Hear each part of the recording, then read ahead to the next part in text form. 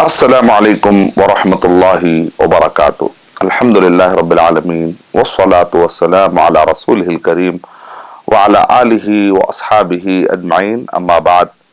میں سب سے پہلے اللہ سبحانہ و تعالیٰ کا شکر بجا لاتا ہوں، بے پایا درود و سلامتی ہو محمد مصطفیٰ صلی اللہ علیہ وسلم پر۔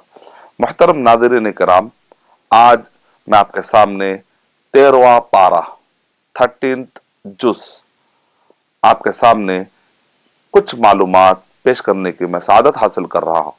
13واں پارہ اگر آپ پڑھیں گے تو آپ کو آیت نمبر 53 سورہ یوسف کے آیت نمبر 53 سے 111 تک کچھ آیتیں ملیں گی، اور اسی طریقے سے اس کے بعد سورہ رعد آتا ہے۔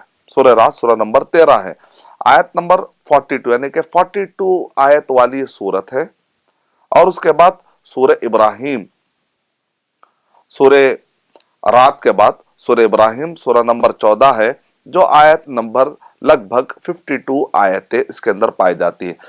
گویا کہ 3 سورتوں کے کچھ حصے آپ کو ملیں گے، ایک سورہ یوسف کا کچھ حصہ، سورہ رات کا ایک مکمل حصہ، اور سورہ ابراہیم کا ایک مکمل حصہ، اور پھر ایک آیت آپ کو ملے گی سورہ ہجر کی۔ اس طریقے سے 13واں پارہ مکمل ہوتا ہے۔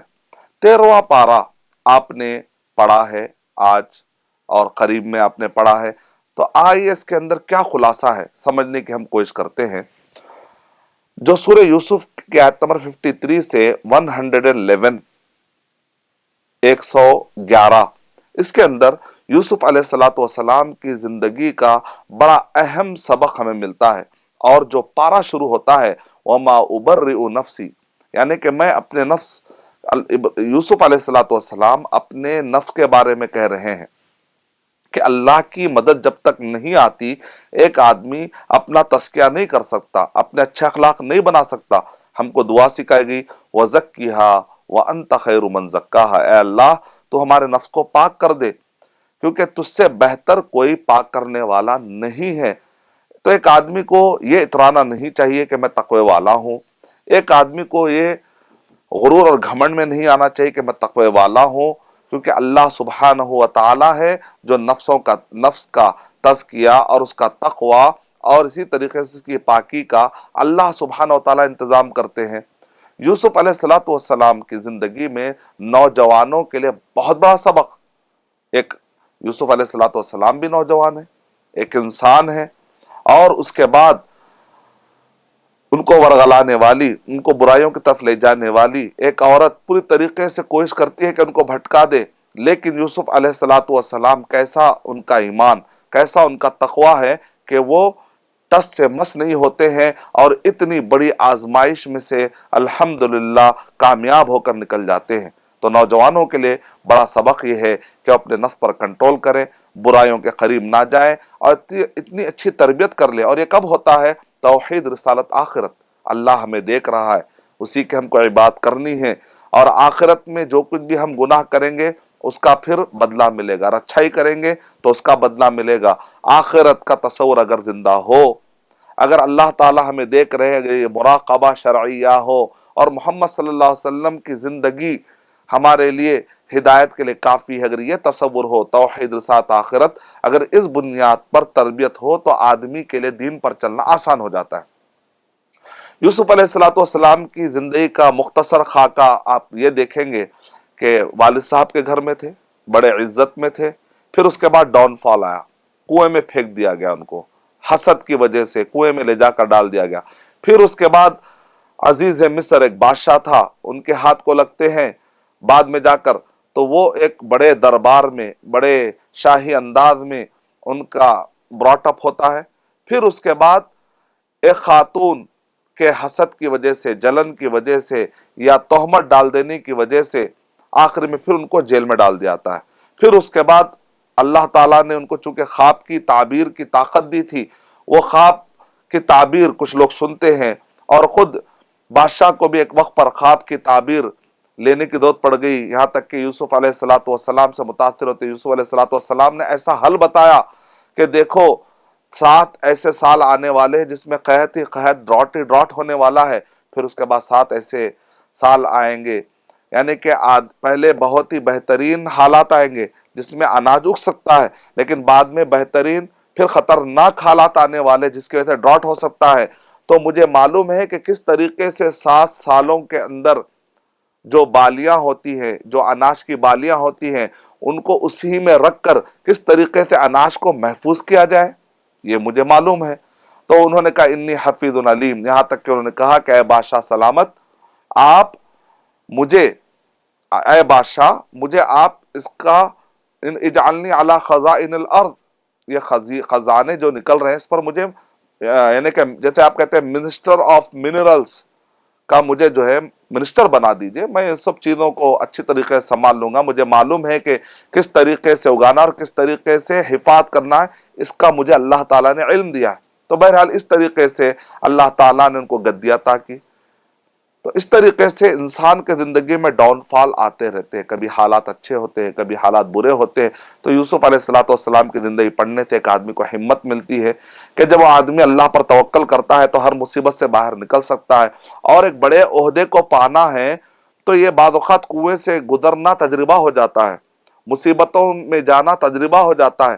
ہر جیل میں جانے والا آدمی واقع ظالم ہونا کوئی ضروری نہیں ہے، مجرم ہونا کوئی ضروری نہیں ہے، بعض اوقات تہمت کی وجہ سے، بعض اوقات سامنے والے کی طاقت کی وجہ سے بھی ایک آدمی جیل میں چلا جاتا ہے۔ تو ایسے وقت پر ایک جملہ مشہور ہے، لوگ کہتے ہیں کہ بد ہونا اچھا ہے لیکن بدنام نہیں ہونا چاہیے، لیکن یہ بات غلط ہے۔ یوسف علیہ السلام کو معلوم تھا کہ عورت دھمکی دے رہی ہے اور کہا کہ اگر یہ میری بات نہیں سنے گا تو میں اس کو جیل میں ڈلوا دوں گی۔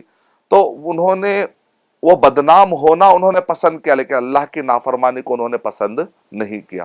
تو ہمارے نوجوانوں کو چاہیے، اور ہمارے بر صغیر کے اندر جو جملے مشہور ہیں کہ بد ایک آدمی جو ہے ہو جائے لیکن بدنام نہ ہو، کیونکہ لوگ سمجھتے ہیں بدنامی سے ڈرتے ہیں، لیکن اندر اندر بد کے کام کرتے ہیں، بدی کام کرتے ہیں، برے کام کرتے ہیں۔ تو یہ غلط نظریہ ہے، غلط سوچ ہے۔ سورہ یونس سورہ نمبر 10، سورہ ہود سورہ نمبر 11 اور سورہ یوسف سورہ نمبر 12 ہے۔ یہ صورتیں اس وقت پر نازل ہوئی جس کو کہتے ہیں اواخر مکہ، یعنی نبی اکرم صلی اللہ علیہ وسلم مکے کی زندگی میں اس دور میں تھے جہاں پر نبی اکرم صلی اللہ علیہ وسلم پر اٹیک بڑھتے جا رہے تھے، یہ اس وقت کی صورتیں۔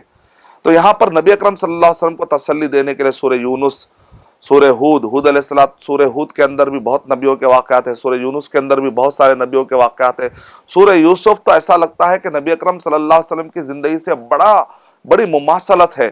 جس طریقے سے یوسف علیہ السلام کو ان کے اپنوں نے ان کے زمین سے باہر کر دیا، دور کر دیا، نبی اکرم صلی اللہ علیہ وسلم کو بھی ان کے وہ کفار قریش، خود قبیلے والوں نے نبی اکرم صلی اللہ علیہ وسلم کو اتنی تکلیفیں دی، یہاں تک کہ نبی اکرم صلی اللہ علیہ وسلم کو اللہ کے حکم سے ہجرت کرنا پڑا۔ یعنی کہ اس کے بعد پھر یہ ہوا کہ ایک وقت ایسا آیا کہ پھر وہ بھائی آئے اور وہ نادم ہوئے، یہاں تک کہ یوسف علیہ السلام نے کہا کہ لا تثریب علیکم اليوم، جاؤ آج تم پر کوئی پکڑ نہیں ہے۔ تو نبی اکرم صلی اللہ علیہ وسلم کے ساتھ بھی ایسا ہی ہوا کہ فتح مکہ کے موقع پر قریش نے دیکھا کہ نبی اکرم صلی اللہ علیہ وسلم کی طاقت کے سامنے اب ان کے فوج کے سامنے کچھ نہیں کر سکتے، وہ نادم ہوئے تھے۔ نبی اکرم صلی اللہ علیہ وسلم نے ان سے کہا کہ جاؤ جاؤ میں نے بھی تم کو معاف کر دیا، میں نے بھی تم کو معاف کر دیا۔ بڑی مماثلت ہے۔ تو گویا کہ نبی اکرم صلی اللہ علیہ وسلم کی زندگی میں یہ صورت نازل ہونا ایک تو تسلی تھی، ساتھ ساتھ میں کفار قریش کو دھمکی بھی تھی، دیکھو تم آج مکے میں ستا رہے ہو لیکن ایک وقت آنے والا ہے محمد صلی اللہ علیہ وسلم ویسے ہی غالب ہو جائیں گے جیسا کہ یوسف علیہ السلام غالب ہوئے۔ لیکن جن لوگ جو عقل مند تھے وہ اشارہ لیے، وہ آیتوں کو، نشانیوں کو سمجھتے ہیں، جو عقل مند نہیں ہوتے ہیں وہ نشانیوں سے سبق نہیں لیتے۔ اور سورہ یوسف میں آخری میں آیت نمبر 108 میں نبیوں سے کیا ہم کو سبق لینا ہے وہ بتایا گیا۔ بسم اللہ الرحمن الرحیم، قل هذه سبیلی ادعو الی اللہ على بصیرة انا ومن اتبعنی سبحان اللہ عما یشرکون، کہ نبی اکرم صلی اللہ علیہ وسلم کہہ رہے ہیں کہ میرا سیدھا راستہ ہے، میں اور میرے متبعین اس سیدھے راستے پر جا رہے ہیں، جو بھی میری اتباع کرنا چاہ رہے ہیں ان کو سیدھے راستے پر آنا پڑے. اعلیٰ بصیرتن، بصیرت کی بنیاد پر، یعنی کہ علم کی بنیاد پر آدمی کو ہدایت ملتی ہے. تو علم کی بنیاد پر دعوت کا کام کرنا چاہیے، علم کی بنیاد پر آدمی کو دین کے کام پر چلنا چاہیے، سنا سنی یا دیکھا دیکھی نہیں بلکہ علم کی بنیاد پر. اس طریقے سے سورہ یوسف سے ہمیں سبق ملتا ہے کہ سارے نبیوں کو اللہ تعالیٰ نے بصیرت عطا کی تھی، تو اسی راستے پر چلنے میں خیر ہے، اسی راستے پہ دعوت کا کام ہوگا. پھر اس کے بعد سورہ رعد. سورہ رعد شروع ہوتا ہے، تقریباً اس سے پہلے جو سورتیں تھی وہ تھی الف لام را، لیکن یہاں پر سورہ رعد کیسا شروع ہو رہا ہے؟ الف لام میم را تلک آیات الکتاب والذی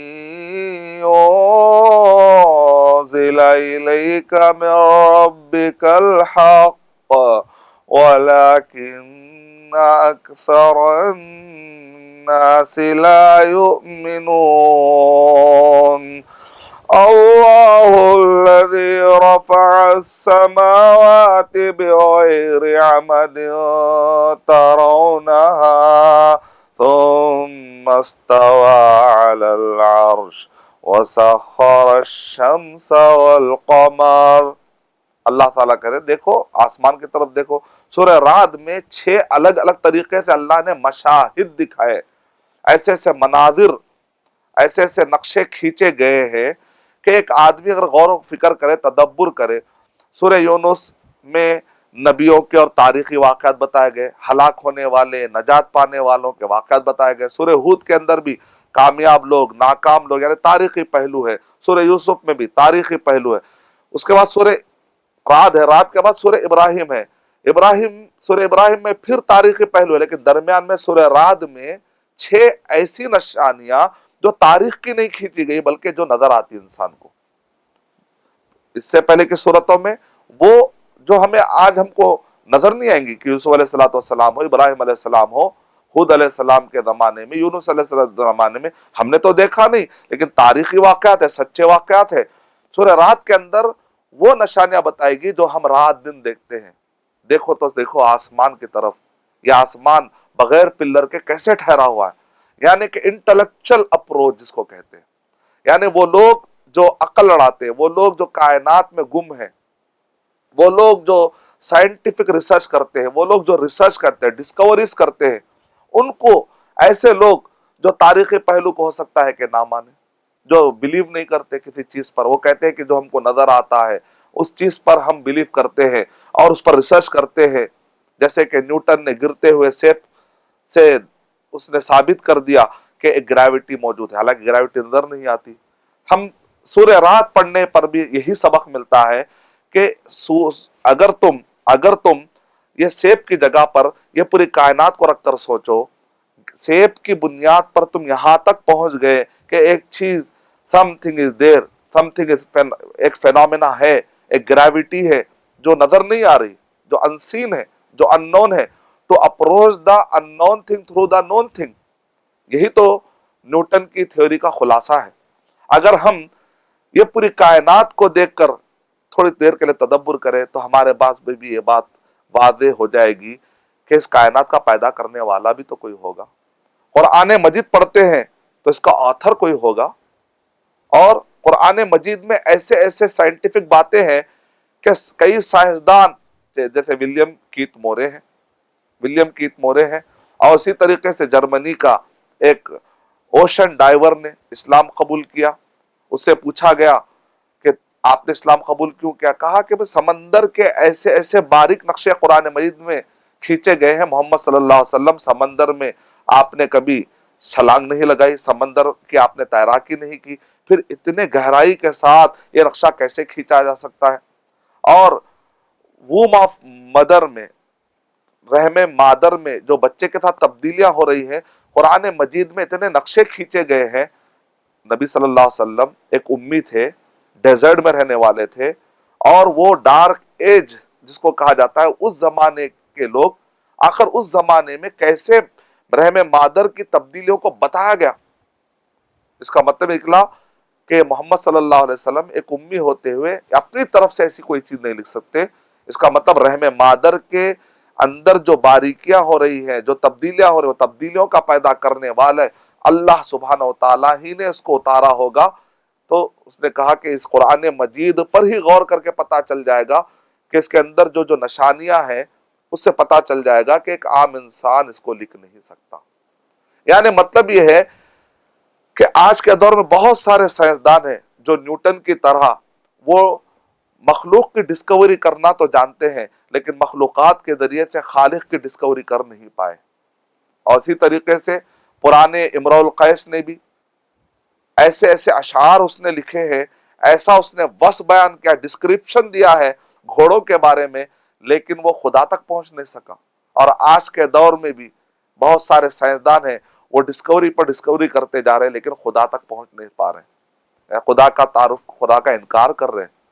یہ اس بات کی علامت ہے کہ تدبر مکمل نہیں، اس بات کی علامت ہے کہ نشانیوں پر غور و فکر مکمل نہیں رہا، یعنی کہ انکمپلیٹ ڈسکوری ہو رہی ہے۔ تو سورہ رات کے اندر جگہ جگہ پر اللہ سبحانہ و تعالیٰ نے نشانیاں بتائی، کیونکہ اس کے اندر جو نشانیاں ہیں، سورہ نحل بھی اس کے بعد آئے گا، جب سورہ نحل پڑھیں گے سورہ نمبر 16، تو اس میں ان نشانیوں کے بارے میں بتایا گیا جو اکثر جانور سے ریلیٹڈ ہے، اکثر وہ نشانیوں کا ذکر ہے جس میں روح پائی جاتی ہے، لیکن سورہ رات کے اندر ان نشانیوں کا ذکر ہے جو بے جان ہے لیکن کائنات میں، یعنی کہ مطلب یہ ہے کہ جس کے اندر روح نہیں ہے، جمادات ہے، اور ایک روح جس کے اندر روح پائی جاتی ہے، وہ جانور، وہ حیوانات کا نقشہ سورہ نحل میں زیادہ ملے گا، جبکہ سورہ رات کے اندر وہ نشانیوں کا ذکر زیادہ ملے گا جس کے اندر روح نہیں ہے، کائنات کی وہ جمادات والی چیزیں جو نظر آتی ہیں۔ آگے پڑھتے ہیں تو اس میں ہے مد الارض وجعل فیہا رواسیا وانہارا، زمین پر غور کرو، دیکھو اس کے اندر پہاڑ ہے، اس کے اندر نہریں ہیں، کس نے بنائی ہوگی؟ اس زمین کے اندر دیکھو، وفی الارض قطع متجاورات وجنات من اعناب وزرع ونخیل وسنوان غیر سنوان یسقا بماء واحد، ایک پانی سے سیراب ہوتے ہیں، لیکن جب دیکھتے ہیں تو انگور کا مزہ الگ، انناس کا مزہ الگ، وَنُفَضِّلُ بَعْضَهَا عَلَى بَعْضٍ فِي الْأُكُلِ، یہ ترکاری کا مزہ الگ، وہ ترکاری کا مزہ الگ، یہ پھل کا مزہ الگ۔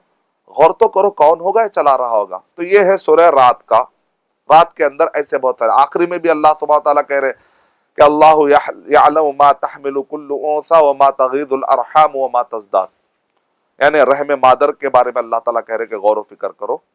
پھر آگے اللہ سبحانہ تعالیٰ کہہ رہے ہیں ان اللہ لا یغیر ما بقوم حتی یغیروا ما بانفسہم، اللہ تعالیٰ کسی قوم کو اس وقت تک نہیں بدلتے جب تک کہ وہ قوم اپنے آپ کو نہ بدل لے۔ یعنی مطلب یہ ہے کہ آدمی اپنی طرف سے پہلے ارادہ کرے، اللہ بھٹکاتا اس کو ہے جب آدمی پہلے بھٹکتا ہے۔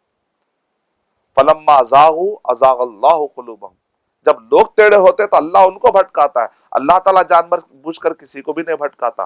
دوسری جگہ پر یہ تو آیت سورہ صف سورہ نمبر 61 کے آیت نمبر 5 میں اللہ نے کہا۔ سورہ شورى پڑھنے سے پتا چلتا ہے کہ وَيَهْدِي إِلَيْهِ مَن يُنِيبُ، جو تڑپتا ہے اللہ تعالیٰ اس کو ہدایت دے کر رہتے۔ اس کا مطلب نکلا کہ بندے کو اللہ نے آزادی دی اچھے راستے پر اور برے راستے پر۔ جب تک بندہ نہیں بدلے گا، اللہ سبحانہ و تعالیٰ کو کیا پڑی، تو بندے کو اللہ نے آزادی دی ہے، تو آزادی اس کو ہی استعمال کرے گا، صحیح راستے پر آئے گا تو اللہ تعالیٰ اس کو چینج کر دیں گے، اچھے راستے پر لائیں گے۔ لیکن وہ صحیح راستے پر آنا نہیں چاہتا تو پھر اس کو کوئی بدل نہیں سکتا۔ پھر جب سورہ ختم ہو رہا ہے تو وہاں پر بتایا گیا نَأْتِي الْأَرْضَ نَنْقُصُهَا مِنْ أَطْرَافِهَا، یعنی جو کفار قریش ہے، دو معنی ہیں، ایک تو یہ ہے کہ زمین اطراف سے کم ہوتے آ رہے، آج کے سائنسدان کہتے ہیں کہ واقع زمین پر پانی کی سطح بڑھتے جا رہے، ایک وقت آئے گا کہ زمین پر پانی ہی پانی ہو سکتا ہے۔ نتیجے میں دیکھ رہے ہیں آپ ہر جگہ پر کہ لوگ کہہ رہے ہیں کہ بھئی کئی کئی جزیرے ڈوب جا رہے ہیں۔ ایک تو معنی یہ ہے اگر سیدھا سیدھا معنی، دوسرا معنی اگر اس کا معنی لیا جائے تو وہ یہ ہے اے کفار قریش، تم دیکھ رہے ہو کہ لوگ کلمہ پڑھ رہے آہستہ آہستہ آہستہ تمہاری گدی جو ہے، وہ تمہاری جو بادشاہت ہے، جو سلطنت ہے، وہ تنگ ہوتے جا رہے، مطلب ہے کہ تمہارے پاس سے لوگ کم ہو رہے ہیں اور محمد صلی اللہ علیہ وسلم کے پاس قافلہ بڑھتے جا رہا ہے۔ یعنی کہ تدبر کرو۔ سورہ ابراہیم اس کے بعد اسی پارے میں سورہ ابراہیم بھی ملے گا۔ سورہ ابراہیم میں اللہ سبحانہ و تعالی نے بڑے اچھے اسباق بیان کیے، نبی اکرم صلی اللہ علیہ وسلم کو تسلی کے لیے سورہ ابراہیم کے اندر شروع میں بہت سارے نعمتیں بتائی گئی ہیں، اور جیسے کہتے ہیں نعمتوں کا شکر اور نافرمانی، ان سب چیزوں کو کا ذکر کیا گیا، اور سورہ ابراہیم اس طریقے سے شروع کیا گیا کہ اس کے اندر بتایا گیا کہ ظلمات سے، تاریکیوں سے نکالنے کے لیے نبی اکرم صلی اللہ علیہ وسلم کو بھیجا گیا۔ یہ ہے سورہ ابراہیم کا خلاصہ، ہے نبیوں کو جو بھیجا جاتا ہے وہ ہے تاریکیوں سے، انسانیت کو تاریک سے، اندھیرے سے نکال کر اجالے کی طرف لانا۔ یہ ہے قرآن کا مقصد، یہ ہے رسولوں کا مقصد۔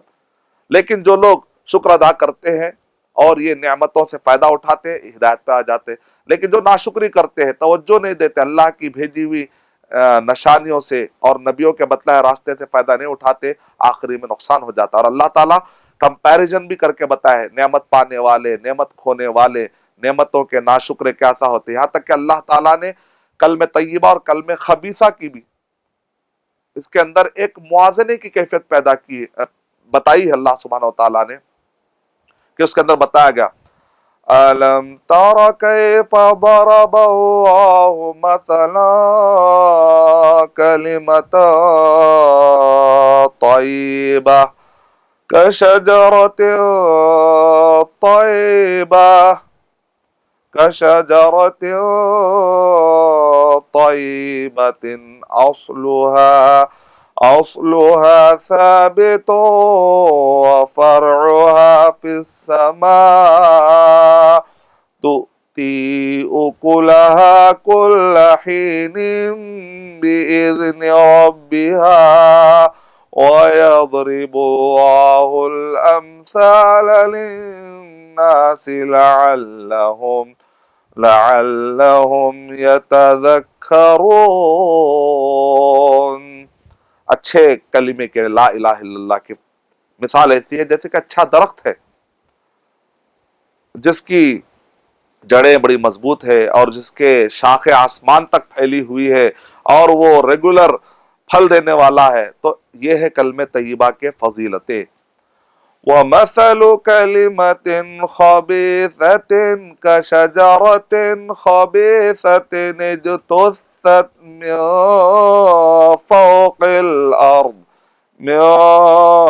فوق الأرض ما لها من قرار يثبت الله الذين آمنوا بالقول الثابت في الحياة الدنيا وفي الآخرة ويضل الله الظالمين ويفعل الله ما يشاء۔ اللہ تعالیٰ کہہ رہے ہیں جو برا کلمہ ہے، جو لا الہ الا اللہ سے ٹکرانے والے جتنے بھی غیر اللہ کے نام پر جتنے بھی آوازیں لگائی جا رہی ہیں، جتنے بھی شرک ہو رہا ہے، یہ سب غیر اللہ کا ہے۔ اور یہ اس کی مثال کیا ہے؟ ایک خبیث درخت کے جس کو زمین سے اکھاڑ دیا گیا ہے، زمین پر کوئی جگہ نہیں ہے، بس وہ ادھر پڑا ہوا ہے، ادھر پڑا ہوا ہے۔ ایسی مثال ہے، ایسی مثال ہے ہر اس غیر اللہ کی، ہر اس شرک والی بات کی۔ اللہ سبحانہ وتعالی ہمیں توحید کے راستے پر ڈالے۔ اور آگے ابراہیم علیہ السلام کہہ رہے رب اجعل هذا البلد آمنا واجنبني وبني أن نعبد الأصنام۔ دیکھیں ابراہیم علیہ السلام کیسے خوف کھا رہے ہیں، اللہ مجھے اور میری ذریت کو بت پرستی سے بچا۔ دیکھیں دعا کرنا پڑتا ہے۔ آگے اور ایک دعا سکھا رہے ہیں، اور 2-3 آیتوں کیا پڑھتے ہیں؟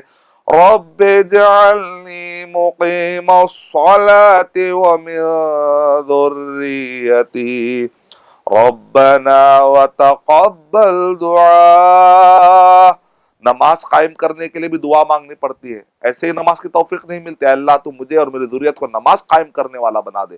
اپنے ماں باپ کے لیے بھی دعا کرنی پڑتی ہے، ربنا اغفر لی وَلِوَالِدَيَّ وَلِلْمُؤْمِنِينَ يَوْمَ يَقُومُ الْحِسَابِ۔ ایمان والے ایک دوسرے کے لیے دعائیں کرنی چاہیے، اپنے لیے، اپنے والدین کے لیے اور ایمان والوں کے لیے، کہ قیامت کے دن جب حساب ہوگا، اے اللہ ہمیں تو استقامت دے۔ ایسی دعا کرنی پڑتی ہے۔ ہمیں ابراہیم علیہ السلام کی زندگی سبق مل رہا ہے۔ جس ملک میں آپ رہتے ہیں اس ملک کے لیے، وہاں کے لیے امن و امان کے لیے आपको दुआ करनी पड़ती, क्योंकि अगर अमन अमान नहीं रहेगा तो आप दावत का काम भी नहीं कर पाएंगे, दीन का काम भी नहीं कर पाएंगे, सही से खाना भी नहीं खा पाएंगे। तो इसलिए ये नियामत बहुत जरूरी है। और आखिरी में सूरह इब्राहिम खत्म हो रहा है, क़यामत के मनादिर, क़यामत के मशाहिद, अल्लाह सुब्हानहू व तआला एक नक्शा खींच रहे हैं। वला तहसबन्नल्लाह गाफिलन अम्मा यअमलु ज़ालिमून, जो जुल्म करने वाले हैं वो ये ना समझे कि अल्लाह ताला नहीं देख रहे, अल्लाह ताला गाफिल नहीं है।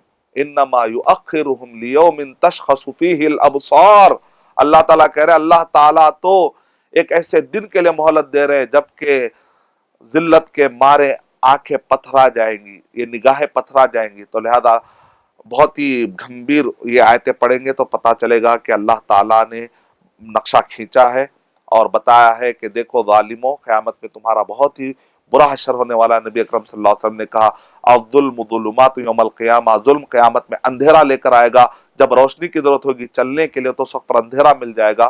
तो बहरहाल सूरे यूसुफ का कुछ हिस्सा मैंने आपके सामने, उसका कुछ इजमाली खाका, कुछ ओवरव्यू आपके सामने रखने की मैंने कोशिश की, कुछ लेसन्स, कुछ सबक सामने रखने की मैंने कोशिश की। फिर उसके बाद सूरे रात से 6 किस्म के जो अल्लाह ताला ने अलग अलग निशानियां बताई हैं, उन निशानियों पर गौर व फिक्र करने की मैंने दावत दी है। फिर उसका सूरह इब्राहिम में इब्राहिम अलैहिस्सलातु वस्सलाम की जिंदगी से कुछ सबक हमारे जिंदगी के लिए क्या हम ले सकते हैं, इस पर हमने गौर करने की कोशिश की। इस तरीके से 13वां पारे का ओवरव्यू और कुछ लेसन्स अल्हम्दुलिल्लाह इख्तिताम पजीर होते हैं। मैं अल्लाह ताला से दुआ करता हूँ कि अल्लाह सुब्हानहू व तआला मुझे और आप सबको कुरान मजीद पर तदब्बुर करने की तौफीक अता फरमाए। आमीन व आखिरु दअवाना अनिल हम्दुलिल्लाहि रब्बिल आलमीन। अस्सलामु अलैकुम व रहमतुल्लाहि व बरकातुहू।